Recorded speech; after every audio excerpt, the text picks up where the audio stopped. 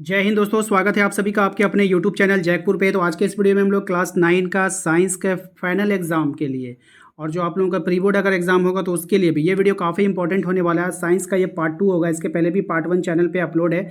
आप लोगों के लिए अलग से प्लेलिस्ट बना दिए हैं। प्लेलिस्ट का लिंक आपको डिस्क्रिप्शन में दे देंगे और इसी वीडियो के लास्ट में भी दिखेगा, जहाँ से आप क्लिक करके अपने सभी सारे वीडियो को देख सकते हो। तो चलिए शुरू करते हैं हम ज़्यादा बातें ना करते हुए। और हमारे चैनल पर पहली बार आए हैं तो सब्सक्राइब करके घंटी वाले आइकन को जरूर प्रेस कर लीजिएगा।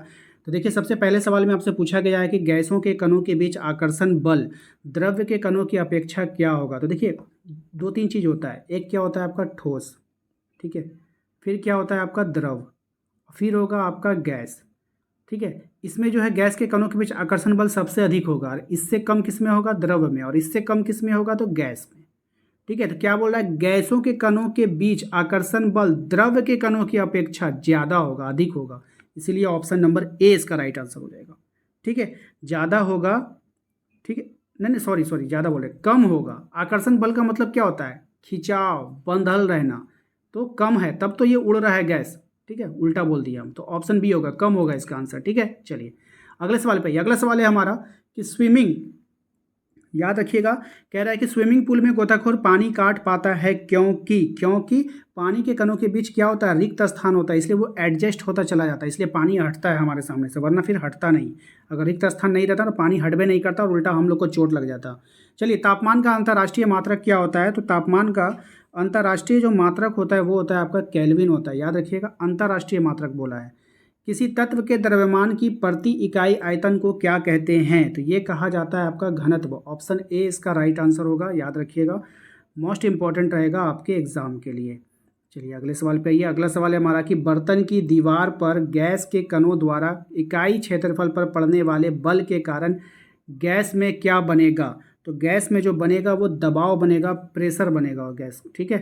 चलिए अगला सवाल है हमारा, जिस तापमान पर ठोस पिघल कर द्रव बन जाता है वह उस ठोस का क्या कहलाएगा। देखिए, ठोस डायरेक्ट क्या बन रहा है, द्रव में बदल रहा है ना। ठोस पिघल कर किस में बदल रहा है, द्रव में बदल रहा है, तो उसको कहेंगे गलनांक। जैसे बर्फ, बर्फ गल के क्या हो गया, पानी बन गया, तो गलनांक। ये एग्जाम्पल याद रखिएगा, एग्जाम में काम आएगा। अगला सवाल है हमारा, ठोस में तापमान बढ़ाने पर उसकी गतिज ऊर्जा क्या हो जाएगी। अगर हम कोई ठोस है और ठोस में अगर हम टेम्परेचर को बढ़ा देंगे तो उसका उसका क्या हो जाएगा, वो भी क्या हो जाएगा, गतिज ऊर्जा भी क्या हो जाएगी, बढ़ जाएगी।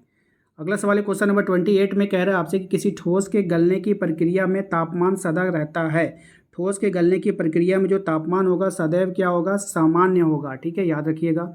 नेक्स्ट है आपका, बर्फ का गलनांक क्या होता है। आपको बताना है जो बर्फ होता है उसका गलनांक क्या होता है, 273.16 केल्विन। याद रखिएगा, ऑप्शन ए इसका राइट आंसर होगा। क्वेश्चन नंबर आइए 30 पे, कह रहा है आपसे कि ठोस कार्बन डाइऑक्साइड क्या कहलाता है। तो ठोस कार्बन डाइऑक्साइड जो कहलाएगा वो कहलाएगा आपका शुष्क बर्फ। शुष्क बर्फ, कभी कभी बोला जाएगा, क्वेश्चन उल्टा पूछेगा कि शुष्क बर्फ किसे कहते हैं, ठीक है, आपसे उल्टा पूछ लेगा। तो ठोस कार्बन डाइऑक्साइड को कहते हैं, ठीक है ना। चलिए क्वेश्चन नंबर आते हैं 31 में, कह रहा है आपसे 273 केल्विन पर जल के कणों की ऊर्जा उसी तापमान पर बर्फ के कणों की ऊर्जा से होती है, क्या होगा। तो ये हो जाएगा आपका ऑप्शन नंबर ए, अधिक हो जाएगा, ठीक है। अगला सवाल देखिए क्या है हमारा कि वायुमंडलीय दाब पर वह तापमान जिस पर द्रव उबलने लगता है उसको क्या कहते हैं। तो उसको कहते हैं हम लोग कवथनांक। कोई भी चीज़ उबलता है तो बोलते हैं ना हम लोग, खौल रहा है, खौलने से कवथनांक याद आ जाएगा आपको। नेक्स्ट देखिए क्या है हमारा, कह रहा है 373 केल्विन तापमान पर भाप के कणों में इसी तापमान पर पानी के कणों की अपेक्षा ऊर्जा होती है क्या। तो ऊर्जा जो होती है वो अधिक होती है, ठीक है। नेक्स्ट देखिए, किसी पदार्थ पर तापमान के परिवर्तन का क्या प्रभाव होता है। तो किसी पदार्थ पर तापमान के परिवर्तन का जो प्रभाव होगा, अवस्था में परिवर्तन होता है, ठीक है, ऑप्शन नंबर ए इसका राइट आंसर होगा। क्वेश्चन नंबर आइए 35 में, कह रहा है आपसे 300 केल्विन कितने डिग्री सेल्सियस के बराबर होगा। तो 300 जो केल्विन होगा वो आपका 27 डिग्री सेल्सियस के बराबर होगा, ऑप्शन ए। नेक्स्ट है आपका क्वेश्चन नंबर 36 में कि कवथनांक से कम तापमान पर द्रव के वाष्प में परिवर्तन होने की क्रिया क्या कहलाती है। तो ये कहलाएगी आपका ऑप्शन सी, वाष्पीकरण कहलाएगी, ठीक है, याद रखिएगा। आइए क्वेश्चन नंबर 37 पे, कह रहा है आपसे वाष्पीकरण को कौन से कारक प्रभावित करते हैं। तो वाष्पीकरण को प्रभावित करेगा तापमान, आर्द्रता और वायु की गति। तो इनमें से सभी इसका राइट आंसर होगा। अगला सवाल है हमारा कि आर्द्रता बढ़ने पर वाष्पीकरण की दर में क्या परिवर्तन होगा। तो आर्द्रता अगर बढ़ेगी तो वाष्पीकरण का दर क्या होगा, घटेगा, ठीक है।